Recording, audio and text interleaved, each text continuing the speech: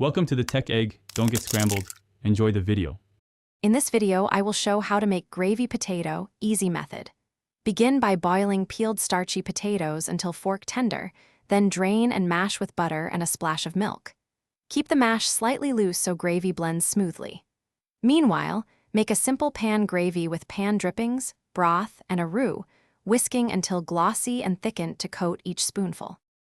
Start by melting butter in a skillet and whisk in flour until golden and nutty, creating a roux. Gradually add hot broth while whisking constantly to avoid lumps, then simmer until it reaches a glossy, pourable consistency. Taste and adjust seasoning with salt, pepper, and a dash of Worcestershire or soy for umami. Finish with fresh herbs if desired, then pour over warm mashed potato and serve immediately. If you're enjoying this guide, please subscribe and like to help the channel grow and bring more easy recipes. Quick recommendation.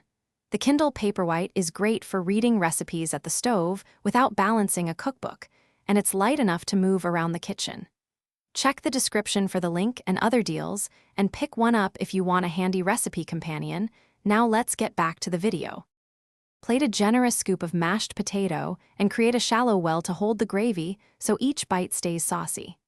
Spoon hot gravy over the center, allowing it to cascade and coat the edges, then finish with chopped parsley or chives for brightness. If storing, cool quickly and refrigerate, and when reheating, add a splash of milk and gently warm to revive the creamy texture before serving. Thanks for watching. Consider subscribing if I helped unscramble your problems.